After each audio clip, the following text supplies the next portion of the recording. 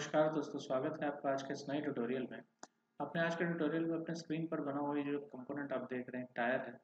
इससे पहले आपने मेरे साथ इस कंपोनेंट को अलग अलग सॉफ्टवेयर्स को बनाया, जैसे हमने कैटिया V5, क्रियो पैरामेट्रिक और ऑटोडेस्क इन्वेंटर, ऑटोकैड 3D और NX पर भी बनाया। तो आज हम इसे बनाएंगे सॉलिडवर्क्स 2020 पर। चलिए आप मेरे साथ इस कंपोनेंट को बनाना शुरू कर सकते हैं। तो पहले मैं यहाँ से इस फाइल को क्लोज कर देता हूँ। दोस्तों ये वो स्क्रीन है, जब हम सॉलिडवर्क्स के आइकन पर डबल क्लिक करते हैं तो सबसे पहले हमारे सामने आती है। यहाँ से हम नई फाइल ओपन करने के लिए देखिए न्यू पर क्लिक करेंगे। इस तरह से ये यहाँ से पार्ट पर ये हाईलाइटेड होना चाहिए। ओके पर क्लिक किया। ओके पर क्लिक करने के बाद ये स्क्रीन हमारे सामने इस तरह से आती है। तो पहले मैं क्या करूँगा, यहाँ से ये तीनों प्लेन्स और ये ओरिजिन, इनको एक साथ मैंने सेलेक्ट किया। सेलेक्ट करने के बाद राइट क्लिक करके देखिए शो पर क्लिक करते हैं। ये परमानेंटली अब हमें ये दिखने लगेंगे। बाकी ऑब्जेक्ट को घुमाने के लिए मैं केवल स्क्रॉल बटन को पुश करना है और इधर उधर माउस को अगर हम हिलाते डुलाते हैं तो ऑब्जेक्ट को हम घुमा कर देख सकते हैं। बाकी यहाँ से मैं अब कंपोनेंट बनाना शुरू करता हूँ। तो मैंने यहाँ से एक स्केच बनाना, पहले तो स्केच पर क्लिक किया, फिर यहाँ से स्केच और अब प्लेन सेलेक्ट करेंगे, ये फ्रंट प्लेन। फ्रंट प्लेन पर क्लिक करने के बाद यहाँ से मैं इन प्लेन्स को थोड़ी देर के लिए हटा देता हूँ। मैंने ऑफ कर दिया है इनको। तो यहीं से हम इसे ऑन और ऑफ दोनों कर सकते हैं। यहाँ से पहले तो ऑफ कर देता हूँ। ऑफ करने के बाद देखिए इस तरह से नजर आएगा। अब यहाँ से हम क्या करेंगे कि ये लिया एक सेंटर रेक्टेंगल। सेंटर रेक्टेंगल लेने के बाद ये देखिए यहाँ से ये ट्रैक करते हुए ये सेंटर मार्क किया और एक क्लिक नीचे की तरफ कर दिया और अब एस्केप दबाएंगे, कमांड से बाहर निकलेंगे। स्टार्ट डायमेंशन पर क्लिक किया। इस पॉइंट से इस लाइन का जो ये वर्टिकल डिस्टेंस है ये देखिए निकल कर आ रहा है कितना, 56.77। इसे जो है हम करेंगे 200 और इसके बाद इस लाइन को भी सेलेक्ट किया और यहाँ से इसे भी कर देंगे हम 200 और ये जो हॉरिजॉन्टल लाइन है इसे भी 200 कर देंगे।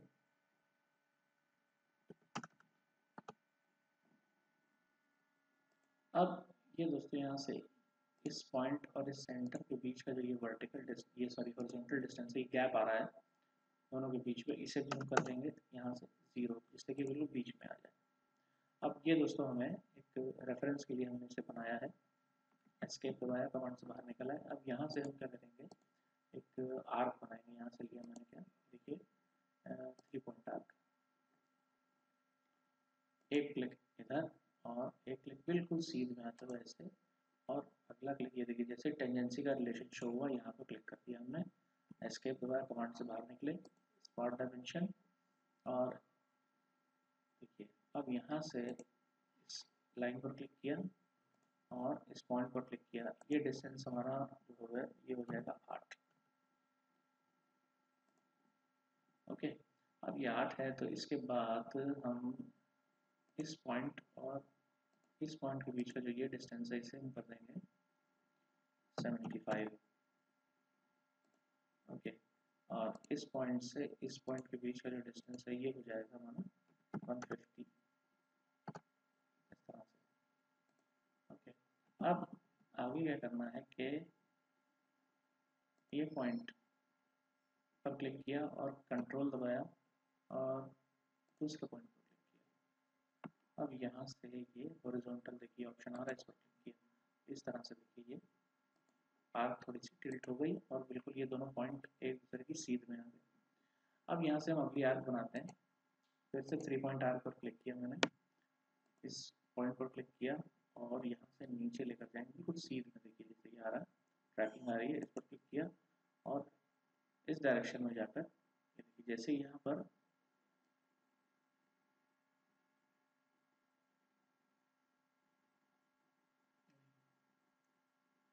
यहाँ क्लिक कर दिया, एस्केप दबाकर बाहर निकले कमांड से, स्मार्ट डायमेंशन पर क्लिक किया। इस पॉइंट और इस पॉइंट के बीच का जो डिस्टेंस है इसे हमने कर दिया 184। 184 करने के बाद अब हम क्या करेंगे कि इस लाइन पर क्लिक किया मैंने, कंट्रोल प्रेस किया और इस आर्क पर क्लिक किया और यहाँ टेंजेंट पर क्लिक किया और यहाँ से ओके पर तरह से। अब इसके बाद यहाँ से ये लिया 3 पॉइंट आर्क दोबारा से, अब इस पॉइंट पर क्लिक किया, बिल्कुल सीधे जाते हुए यहाँ क्लिक किया और नीचे की तरफ आके क्लिक कर दिया। अब एस्केप पाया, कमांड से बाहर निकल आए, स्मार्ट डायमेंशन पर क्लिक किया,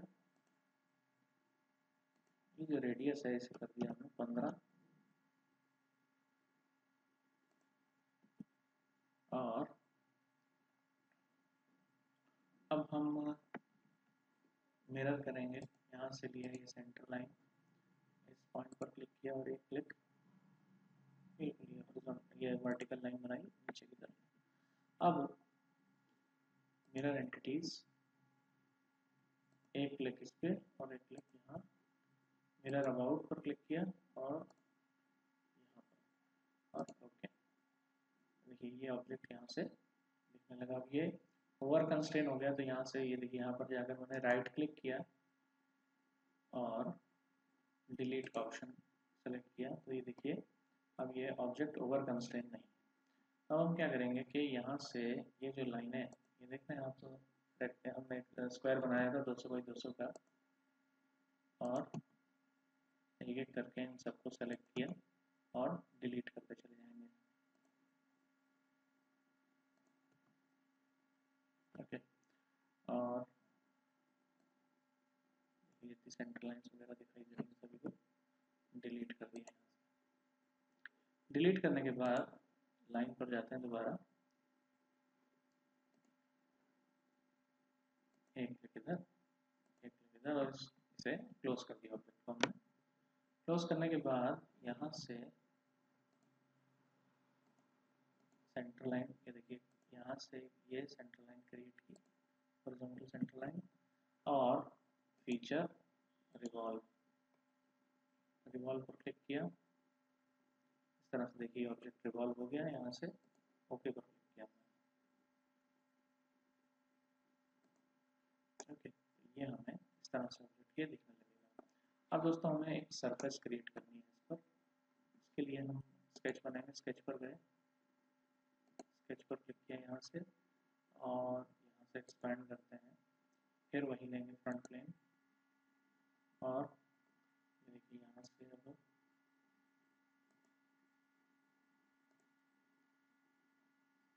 अब 3 पॉइंट आर्क, एक क्लिक इधर एक क्लिक बाहर बिल्कुल सीधा, और ये ऐसे तीसरा क्लिक, इसके दोबारा कमांड से बाहर निकले, स्मार्ट डायमेंशन, इस पॉइंट से इस पॉइंट का जो ये वर्टिकल डिस्टेंस है ये हो जाएगा 360, और इस पॉइंट और इस पॉइंट के बीच का जो ये डिस्टेंस है ये हो जाएगा 225। इस तरह से इस पॉइंट और इस पॉइंट के बीच का जो ये डिस्टेंस है ये हॉरिजॉन्टल, ये हो जाएगा 225 डिवाइडेड बाई 2, यानी कि 112.5। इसके बाद ये जो रेडियस है ये हो जाएगी 290, एंटर। इस तरह से हमें नजर आएगा। ये एक बार हम चेक कर लेते हैं कि दोनों पॉइंट्स हॉरिजॉन्टल होने चाहिए, बिल्कुल एक ही सीध में होने चाहिए। तो क्या करेंगे, पहले इस पॉइंट पर क्लिक किया, कंट्रोल प्रेस किया, फिर इस पॉइंट पर क्लिक किया और यहाँ से हॉरिजॉन्टल वाला बटन जो है इस पर क्लिक कर दिया और ओके कर दिया। तो ये देखिए दोनों हॉरिजॉन्टल है, एक ही पॉइंट, मतलब एक ही लाइन से ये होकर जा रहा है। तो अब यहाँ पर ये ऑब्जेक्ट ओपन ही रहेगा और एक क्लिक इधर एक क्लिक इधर, एक हमने सेंटर लाइन बनाई, ये फॉर्म बन गई। इसको मैं डिलीट कर दे रहा हूँ।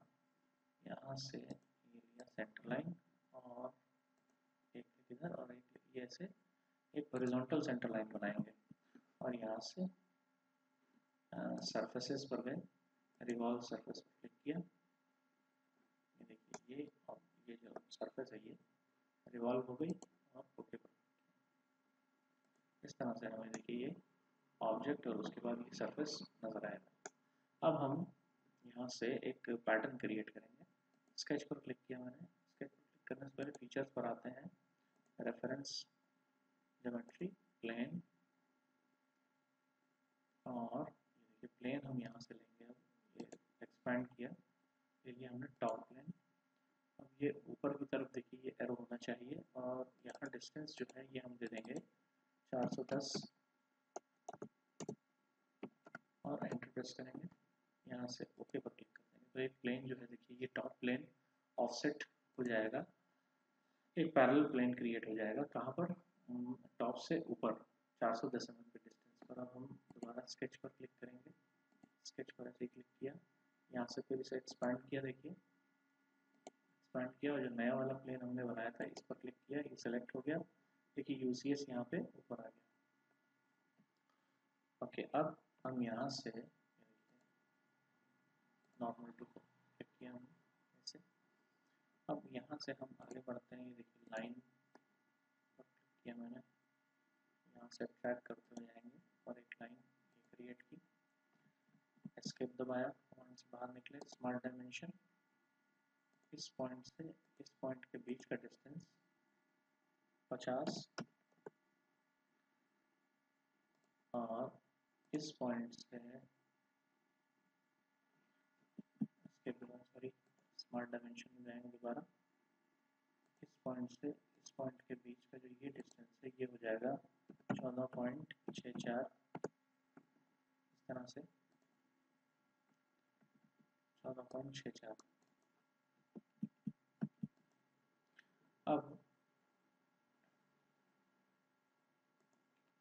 इसी डायरेक्शन में हम जाएंगे नीचे की तरफ, ऐसे ट्रैकिंग से हमें मालूम पड़ जाएगा कि हम उसी डायरेक्शन में जा रहे हैं या नहीं। स्मार्ट डायमेंशन, अब यहाँ पर पहले तो हम एक सेंटर लाइन क्रिएट कर ही लेते हैं, ये हमने सेंटर लाइन क्रिएट कर ली, हॉरिजॉन्टल लाइन है। अब स्मार्ट डायमेंशन, इस लाइन और इस लाइन के बीच का एंगल हम मेजर करेंगे, 62 है, इसे हमें करना है कितना 45 और एंटर प्रेस किया, इस तरह से। ओके,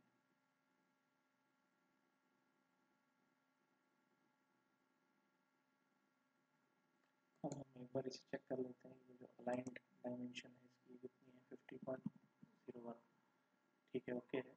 इसे इसे भी जो है हम यहाँ से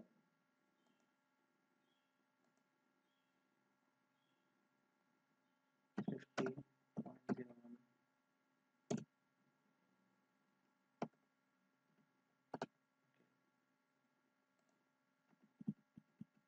यहाँ से भी हम एक बार इसका एंगल चेक कर लेते हैं।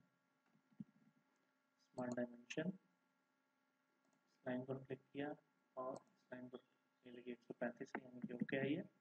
अब यहाँ से हम ऑफसेट कमांड यूज़ करेंगे, ऑफसेट पर क्लिक किया मैंने, यहाँ वैल्यू दे दी 15, एंटर प्रेस किया, सेलेक्ट चेन पर क्लिक होना चाहिए और बाई डायरेक्शनल पर भी क्लिक होना चाहिए, देखिए इस तरह से दोनों लाइनें क्रिएट हो गई। ओके, अब ये सेंटर लाइन पर क्लिक करके इसे हमने डिलीट कर दिया। अब एक वर्टिकल सेंटर लाइन हमें बनानी होगी, ये देखिए यहाँ से ये वर्टिकल सेंटर लाइन हमने नीचे की तरफ बना देते हैं इस तरह से। अब यहाँ से मैंने विंडो बनाई और ये लाइंस को सेलेक्ट किया, सेलेक्ट करने के बाद यहाँ से मिरर एंटिटीज, मिरर अबाउट और ये लाइन ले ली हमने, प्रीव्यू नज़र आने लगा, ओके पर क्लिक किया। ओके पर क्लिक करने के बाद यहाँ से एक्सटेंड पर क्लिक करेंगे, एक क्लिक इस पर और एक क्लिक यहाँ पर अभी है, कॉर्नर वाला ऑप्शन नज़र नहीं आ रहा तो हम क्या करते हैं, यहाँ से हमने एक लाइन बना देंगे हम इस तरह से और एक्सटेंड करेंगे। अब हम एक लाइन को ये एक्सटेंड किया, यहाँ से इसे एक्सटेंड किया और यहाँ से इस लाइन को एक्सटेंड किया, इस तरीके से इस लाइन को एक्सटेंड किया और इस लाइन को भी एक्सटेंड कर दिया। अब यहाँ से हम ट्रिमिंग पर आ जाते हैं, ट्रिम एंटिटीज, देखिए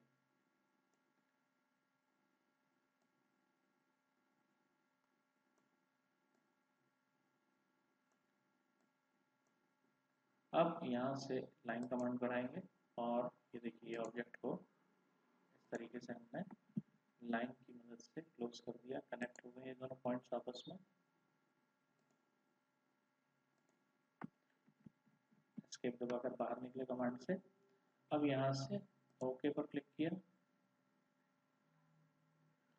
ये देखिए। इसके बाद हम यहाँ से कंट्रोल की के साथ न्यूमेरिक 7 को प्रेस करेंगे तो देखिए आइसोमेट्रिक में हम आ जाते हैं।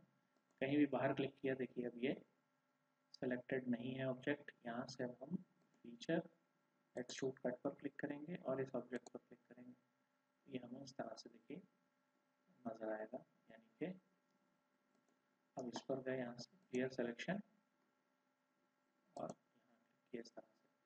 नीचे की तरफ डायरेक्शन है ये। अब ब्लाइंड पर गए, यहाँ से यहाँ ले लिया हमने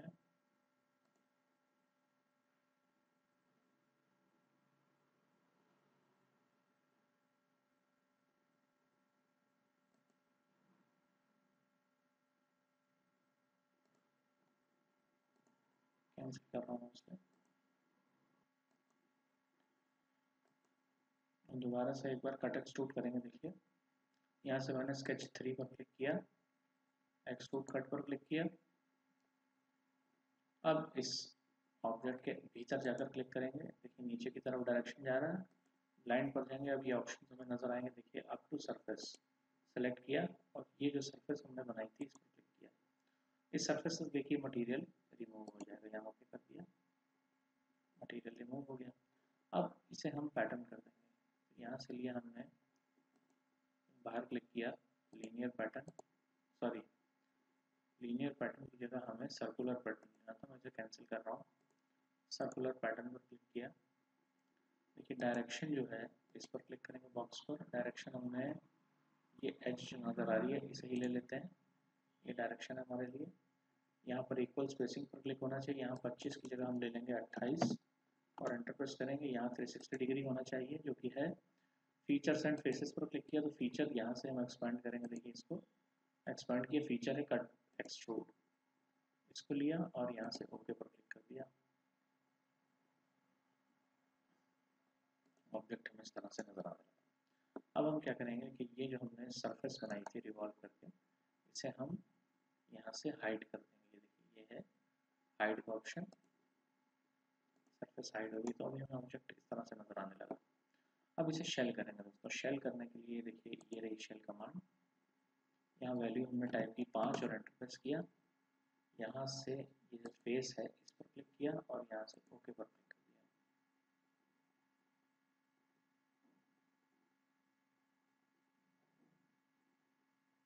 दोस्तों ये देखिए ऑब्जेक्ट में इस तरह से ये नज़र आने लगा।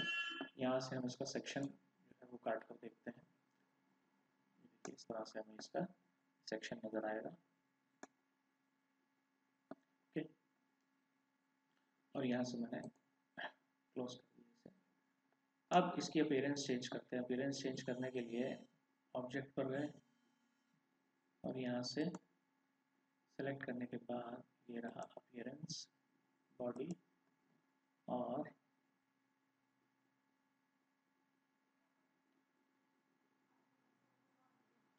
इसके बाद देखिए अपीयरेंस में यहाँ क्लिक किया हमने, ये रबर नज़र आ रहा है हमें, रबर क्लिक किया। अब ये ले लिया हमने मेट रबर, ड्रैग करा के इस पर यहाँ रख दिया और ओके कर दिया। अब देखिए ये कितना रियलिस्टिक, बिल्कुल टायर की तरीके से हमें नज़र आ रहा है, जैसे कि रियल टायर होता है, क्योंकि ये मटेरियल लाइब्रेरी इसमें भी बहुत अच्छी होती है सॉलिडवर्क्स में। तो दोस्तों ये वीडियो अगर आपको पसंद आता है तो प्लीज़ इसे लाइक करें, इसे ज़्यादा से ज़्यादा शेयर करें। और जो लोग मेरे चैनल पर नए हैं और अभी चैनल नहीं सब्सक्राइब किए हो, प्लीज़ मेरे चैनल को सब्सक्राइब करें और मेरे वीडियोस के नोटिफिकेशंस सबसे पहले पाने के लिए बेल आइकन पर क्लिक करना ना भूलें। और इस वीडियो से रिलेटेड दोस्तों अगर आपकी कोई क्वेरी है तो प्लीज़ उसे कमेंट सेक्शन में डालें।